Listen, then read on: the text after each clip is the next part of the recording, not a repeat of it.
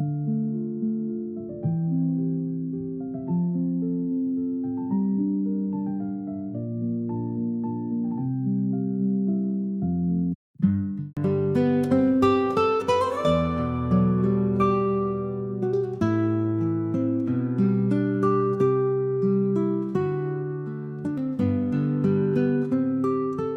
meu irmão, olá, minha irmã, sejam muito bem-vindos ao Leitura Viva, leitura orante da Palavra.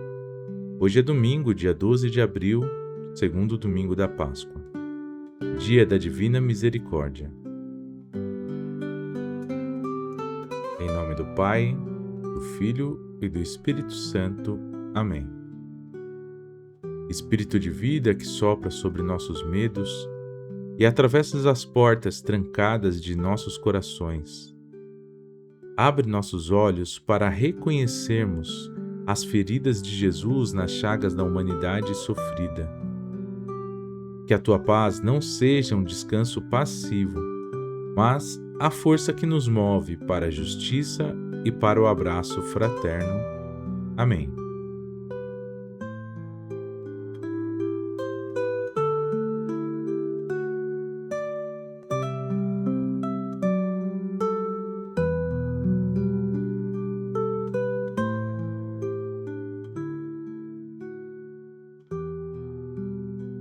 Todos os que abraçavam a fé viviam unidos e colocavam tudo em comum. Leitura dos Atos dos Apóstolos. Os que haviam sido batizados eram perseverantes em ouvir o ensinamento dos apóstolos, na comunidade fraterna, no partir do pão e nas orações. Todos sentiam grande temor, pois muitos prodígios e sinais eram realizados pelos apóstolos. Todos os que abraçavam a fé viviam unidos e colocavam tudo em comum. Vendiam suas propriedades e seus bens e repartiam o dinheiro entre todos, conforme a necessidade de cada um. Diariamente frequentava o templo com o mesmo espírito e partia o pão em suas casas, tomando a refeição com alegria e simplicidade de coração. Louvavam a Deus e gozavam da simpatia de todo o povo. E o Senhor cada dia acrescentava à comunidade aqueles que iam sendo salvos. Palavra do Senhor.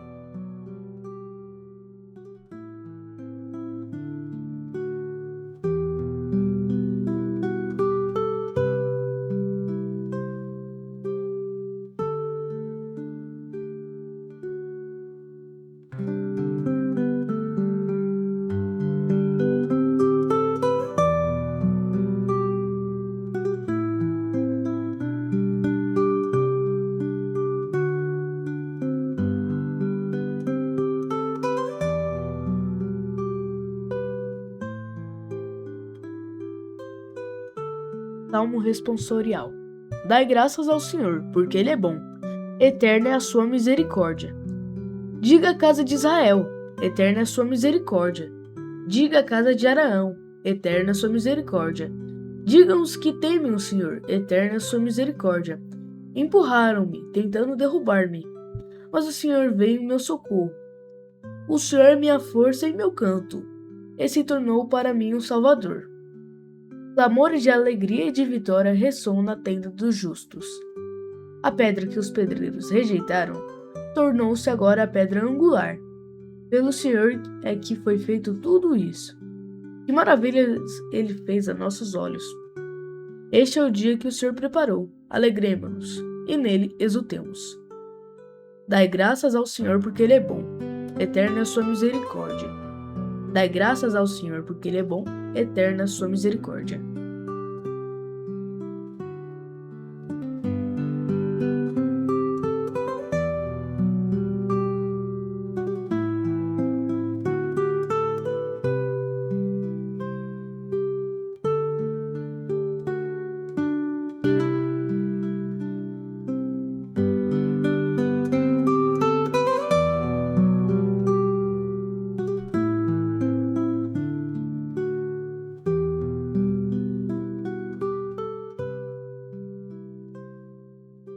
Pela ressurreição de Jesus Cristo dentre os mortos, Ele nos fez nascer de novo para uma esperança viva. Leitura da primeira carta de São Pedro. Bendito seja Deus, Pai de nosso Jesus Cristo. Em sua grande misericórdia, Ele nos fez nascer de novo para uma nova esperança viva. Pela ressurreição de Jesus Cristo dentre os mortos, reservou-nos uma herança que não se corrompe, nem se mancha, nem murcha, e que está guardada nos céus para vós. Pela vossa fé estáis guardado pelo poder de Deus para a salvação, que deve manifestar-se nos últimos tempos. Isto é motivo de alegria para vós, embora seja necessário por algum tempo sofrer diversas provações. Assim, a vossa fé provada pelo fogo como ouro, que é perecível, alcançará louvor, glória e honra no dia da manifestação de Jesus Cristo. Sem ter visto o Senhor, vós o amais, sem o ver ainda credes nele. Isso dá uma alegria indizível e gloriosa, pois está alcançando o destino de vossa fé, a salvação das vossas almas. Palavra do Senhor.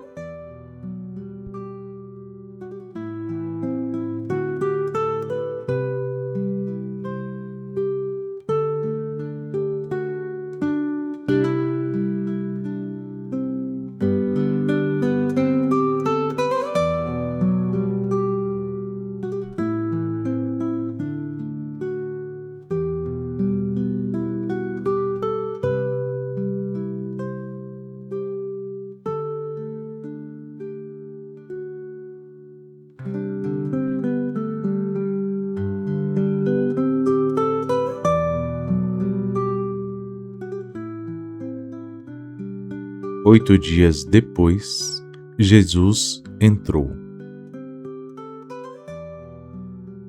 Proclamação do Evangelho de Jesus Cristo segundo João. Ao anoitecer daquele dia, o primeiro da semana, estando fechadas, por medo dos judeus, as portas do lugar onde os discípulos se encontravam, Jesus entrou e, pondo-se no meio deles, disse: A paz esteja convosco. Depois dessas palavras, mostrou-lhes as mãos e o lado. Então os discípulos se alegraram por verem o Senhor novamente. Jesus disse: A paz esteja convosco. Como o Pai me enviou, também eu vos envio. E depois de ter dito isso, soprou sobre eles e disse: Recebei o Espírito Santo. A quem perdoardes os pecados, eles lhes serão perdoados. A quem os não perdoardes, eles lhes serão retidos. Tomé, chamado Dídimo, que era um dos 12, não estava com eles quando Jesus veio. Os outros discípulos contaram-lhe: Vimos o Senhor. Mas Tomé disse-lhes: Se eu não vir as marcas dos pregos em suas mãos, se não puser o meu dedo na marca dos pregos, e não puser a minha mão no seu lado, não acreditarei. 8 dias depois, encontravam-se os discípulos novamente reunidos no mesmo lugar, e Tomé estava com eles. Estando fechadas as portas, Jesus entrou, pôs-se no meio deles e disse: A paz esteja convosco. Depois disse a Tomé: Põe teu dedo aqui e olha as minhas mãos. Estende a tua mão e coloca no meu lado.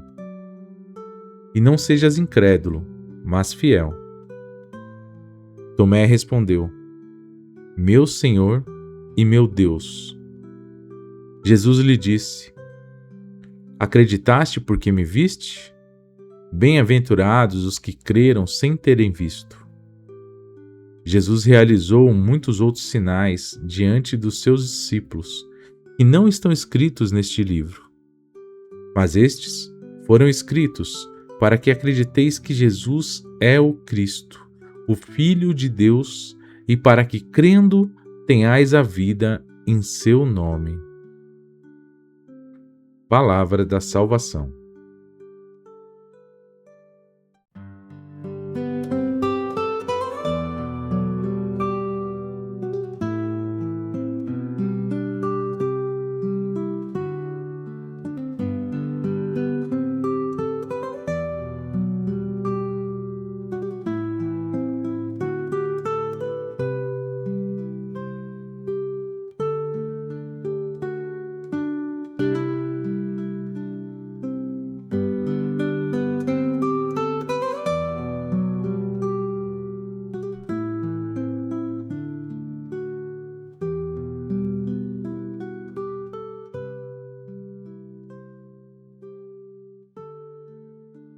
Neste segundo domingo da Páscoa, a liturgia nos conduz desde o isolamento das portas trancadas para uma abertura radical da comunhão fraterna. Se a gente pegar as 4 leituras, a primeira leitura, a segunda, o Salmo e o Evangelho, que costuram essas 4 leituras, é justamente a misericórdia do Senhor. Em hebraico e aramaico, o termo misericórdia está muito próximo do termo hesed, que é a fidelidade amorosa, o serviço. E no grego bíblico é apresentada essa palavra como eleos, que é uma compulsão visceral. Um amor que não é apenas sentimento, mas é uma força política e social que transforma a realidade. A primeira leitura apresentou para a gente o fruto da ressurreição, a construção de um modo de viver. Não se trata de uma utopia abstrata, a gente não está falando aqui de um ideal de vida que Jesus viesse trazer e pregou como muitos pregadores da época fizeram para pregar. Mas aquilo que Jesus disse no Evangelho, a forma que ele pediu para que sejam vividas as suas palavras, o Atos dos Apóstolos nos narra exatamente aquilo. É importantíssimo que a gente tenha esse livro como uma regra de vida. O ideal da vida cristã é fazer o que as primeiras comunidades conseguiram fazer ali. Mesmo hoje, tendo passado tanto tempo, com tantas dificuldades, o ideal é isso. Nós podemos ver que, desde a oração e o partir do pão, ninguém tem necessidade de nada dentro de uma comunidade cristã. Isso a gente fala sempre aqui no Leitura Viva.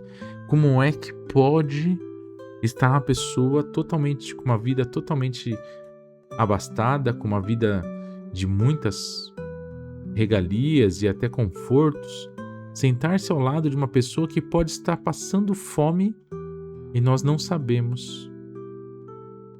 Gente, isso é anticristão. Isso é justamente o contrário do que Jesus nos pediu. E como que a gente comunga o corpo eucarístico de Jesus ao lado de uma pessoa que está passando por necessidades, por fome, ou muitas vezes está precisando de uma palavra, e nós sequer sabemos disso estando numa mesma comunidade de fé? Isso tem que ser inconcebível para nós. Nós não podemos mais suportar isso. Nós precisamos interferir em nossas comunidades, elas dando abertura ou não. Porque a maioria das comunidades não dão abertura, porque tem os donos das comunidades e só eles que coordenam as pastorais e serviços e organismos, e só eles que mandam na igreja, só eles que frequentam as reuniões de CPP, que é onde se decide tudo. E não há o acolhimento, não há a escuta real da comunidade. Sequer tem um grupo unificado de comunicação para que todo mundo possa saber tudo o que ocorre na comunidade. Não tem.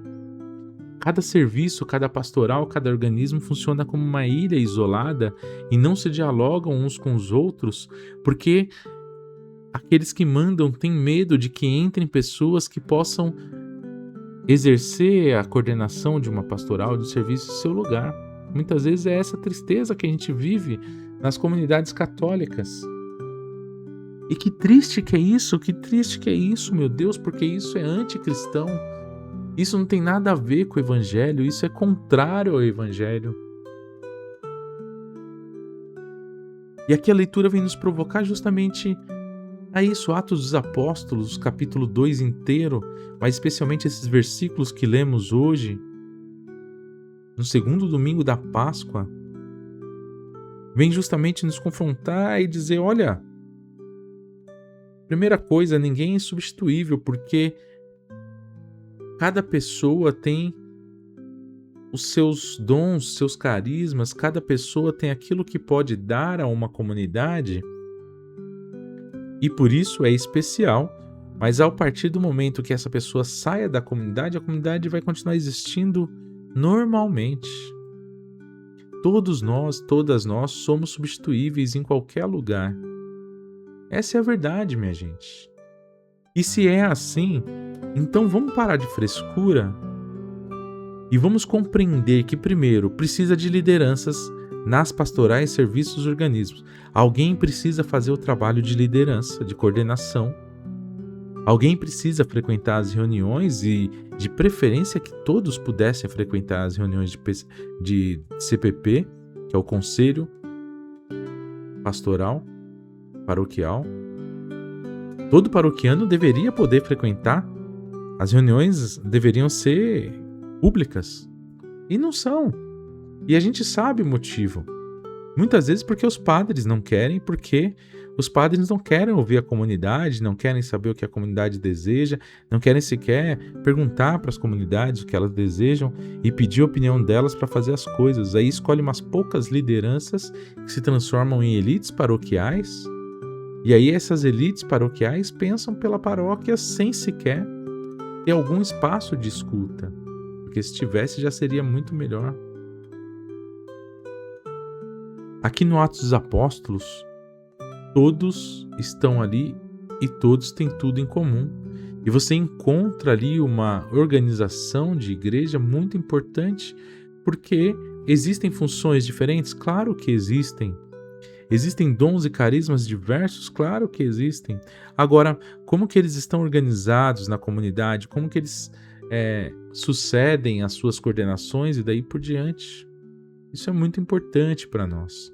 E a história da igreja está cheia de lições e exemplos para nós, para a gente compreender que serviços de liderança, coordenação, todos eles devem ser muito rápidos. 2, 3, 4 anos no máximo. Mas 2 anos é o ideal para cada coordenação. E um coordenador não pode voltar a ser coordenador caso ninguém mais da paróquia queira. Né? Então, se ele for coordenador uma vez, possivelmente não será mais coordenador daquela pastoral ou serviço. Só será se não tiver ninguém da paróquia que queira assumir aquela coordenação. Isso é importantíssimo para a vida da paróquia, para que as pessoas compreendam, para que passem pessoas nas lideranças, as pessoas possam enxergar os lados de coordenação, de liderança também, mas sempre a serviço. Toda coordenação, toda liderança é um serviço àqueles que mais precisam e àquelas que mais precisam. Não importa qual é a pastoral, o serviço, o organismo. Então, Atos dos Apóstolos nos dá esta eclesiologia, essa organização da igreja muito importante. E é uma resposta do Salmo 117 que cantamos hoje, sobre a pedra angular que os pedreiros rejeitaram. Você percebe que a gente está há 3 ou 4 dias, salvo engano, o mesmo salmo, só que com estrofes e refrões diferentes, né? Então pode ser que se aproxime muito um do outro, mas essa questão da pedra angular hoje é a ênfase aí, hoje é o mais importante desse salmo, né? Que mostra justamente como que o Cristo, crucificado pelos poderes do mundo, tanto o poder religioso quanto o poder político, se tornou a pedra angular deste novo edifício onde a misericórdia é a regra, onde a misericórdia de fato prevalece e deve prevalecer no meio de sua comunidade. A segunda leitura, ela vai contextualizar aí quais são os desafios para a gente chegar a esse caminho, né? Pedro, que era uma das grandes lideranças das comunidades, ele nos fala de um novo nascimento para uma esperança viva. E ele vai reconhecendo os problemas das comunidades, ele vai reconhecendo todas as dificuldades, né? Mas só que ele nos prova como que a fé pode ser comparada ao ouro, que é totalmente vulnerável, por assim dizer, e apesar de tudo ele pode ser provado no fogo. Quer dizer, os problemas que nós teremos nas comunidades são muitos e enormes muitas vezes, mas a nossa fé, se provada no fogo, nesses problemas, e prevalecer, é uma fé verdadeira. E portanto é aqui que o Evangelho de nossa liturgia de hoje, o Evangelho de São João, se torna o centro da nossa reflexão. Por quê? Porque os discípulos são mostrados ali não mais como os atores protagonistas, aqueles que estão fazendo e promovendo toda essa comunidade, como a segunda leitura e a primeira leitura nos mostraram. Não. Aqui no Evangelho, a primeira fase ainda é logo depois da ressurreição de Jesus, e nós viemos refletindo esses dias, os discípulos e discípulas estão com muito medo, estão trancados, estão se escondendo dos judeus que querem matá-los, e não só os judeus, os romanos, o poder romano e também as lideranças religiosas do templo. Então, nessa perspectiva, é que Jesus atravessa todo o medo deles e traz a paz, a verdadeira paz. Quando Jesus diz a paz esteja convosco, é justamente contra esse medo, contra essa angústia que seus discípulos e discípulas estão sofrendo, ele lhes diz Shalom. Esse termo não é só paz, uma paz como a gente entende hoje, como ausência de conflito. Não. Esse termo, Shalom, é o termo que traz a plenitude da vida em justiça. É uma paz que simboliza uma vida digna e justa, plena. Então Jesus, ele apresenta o seu corpo glorioso e intocado e meio que convoca Tomé a colocar as mãos em suas chagas. E vamos lembrar que a chaga é no punho e não na palma da mão, né? Porque se fosse na palma da mão, como diz uma piada por aí, né? Uma piada santa, Jesus teria morrido de traumatismo craniano, porque a palma da mão ia romper-se, né? E ele iria bater a cabeça no madeiro, né? Não, é no punho, né? Bem no punho, bem nesse furinho que nós temos no punho aqui. Pegue seu punho agora, aperte a mão ali, põe o dedo bem no furinho que tem, né? Na passagem da palma para o braço aqui. Então é nesse furinho aqui que entrou o prego, né? Que usavam para as crucificações. E devem usar ainda em lugares que ainda tenham crucificação, infelizmente, né? Mas para dizer, Jesus convoca São Tomé a colocar a mão nas suas chagas. E ele mostra como que a pouca fé de Tomé, ela pode ser condenável. Ele diz, bendito aqueles que creem sem ter visto. Que é o que São Pedro fala na sua leitura, né? Da fé daqueles que veem daqueles que creem sem ter visto. Percebe? Então, a redenção de Jesus está totalmente ligada a uma fé que sabe ser provada no fogo, nas dificuldades, né? Sabe passar pelo momento de dor e ainda assim não duvidar. Ou se duvidar, sempre se duvidar, porque a dúvida é muito legítima, inclusive, né? Mas quando duvidamos, a dúvida é em busca da reafirmação de uma fé mais madura. Olha que interessante. é uma fé que evolui e ela não fica mais naquele lugar da dúvida. Ela passando da dúvida, ela se torna mais madura. E essa profissão de fé, portanto, ela deve nos retirar do isolamento e ela deve nos enviar em missão, como Jesus pediu para que os apóstolos fossem enviados em missão. Portanto, essa misericórdia que celebramos hoje, no Dia da Misericórdia, é a missão de tocar as chagas do mundo atual, como se fossem a de Jesus, e tocar essas chagas com o bálsamo da solidariedade, da justiça, transformando todo o medo na alegria e na simplicidade de coração, na paz que traz a vida plena para todos e todas. No compêndio da Doutrina Social da Igreja, número 193, diz assim: a solidariedade é também uma verdadeira e própria virtude moral, não um sentimento de compaixão vaga ou de enternecimento superficial pelos males de tantas pessoas. Não é para sentir dó. Pelo contrário, é a determinação firme e perseverante de se empenhar pelo bem comum, ou seja, pelo bem de todas as pessoas e de cada pessoa, porque todos somos verdadeiramente responsáveis por todas as pessoas. Portanto, meu irmão e minha irmã, para encaminharmos para o final dessa reflexão de hoje, é fundamental que a gente se permita perguntar: o que eu preciso fazer para viver verdadeiramente os valores cristãos hoje? Eu devo vender tudo e colocar a serviço da igreja? Não, meu irmão e minha irmã, não faça isso, né? Porque você precisa também ter vida digna e vida em abundância.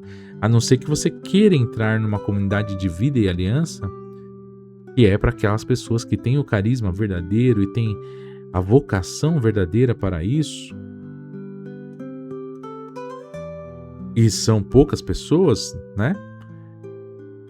Você pode viver na sua casa confortável, com dignidade, ter posses e bens materiais que não sejam em excessos e nem que você os idolatre, não é? Quando um bem material tomou o lugar da espiritualidade, tomou o lugar de Jesus na sua vida, isso se chama idolatria. E isso é condenável, isso é a riqueza condenável. Agora, se você tiver seus bens e colocar seus bens a serviço da comunidade, eu tenho um carro, mas meu carro, todo mundo do bairro sabe que se precisar de qualquer hora ir para um hospital, uma coisa assim, pode me chamar na hora que for. Isso é colocar seu bem material a serviço da comunidade hoje em dia. Sua casa, eu tenho uma casa um pouquinho maior, tal, todo mundo da comunidade sabe que se um dia ou outro precisar de um espacinho, tal, minha casa está à disposição. Eu gosto de receber as pessoas na minha casa para que elas se sintam em comunidade e possam compartilhar da vida com outras pessoas. E aí é fundamental que a gente se pergunte na nossa comunidade de fé, a nossa igreja, a nossa paróquia, nossas comunidades. O que nos impede hoje de, na nossa paróquia, nas nossas comunidades, nós não podermos ali colocar tudo em comum, nós não sabermos das necessidades de cada um, cada uma, e não poder ajudar as pessoas nas suas necessidades?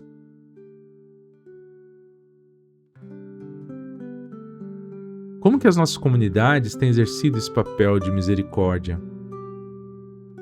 Que vai ao encontro das periferias existenciais também das pessoas do nosso lugar. Não só as necessidades materiais, mas as necessidades espirituais, psicológicas. Há espaço de escuta na nossa paróquia?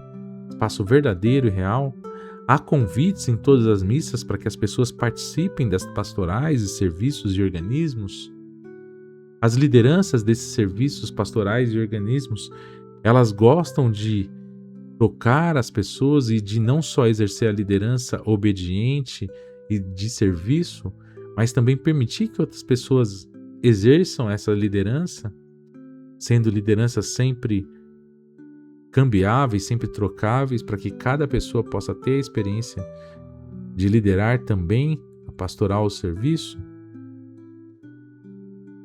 Minha irmã e meu irmão, que nós possamos, a partir da graça do Senhor Jesus e a força do seu Espírito, cada vez mais colocar-nos a serviço da sua santa misericórdia. Jesus, sopro de liberdade, que em tuas feridas encontramos cura, ensina-nos a ser uma igreja de portas abertas e mãos estendidas. Maria, Mãe da Esperança, canal da graça divina da misericórdia, intercede por nós para que nunca nos cansemos de anunciar que a vida venceu o ódio. Rogai por nós, Santa Mãe de Deus, Mãe da Esperança. Ave Maria, cheia de graça, o Senhor é convosco. Bendita sois vós entre as mulheres, e bendito é o fruto do vosso ventre, Jesus. Santa Maria, Mãe de Deus, roga por nós, pecadores, agora e na hora de nossa morte. Amém.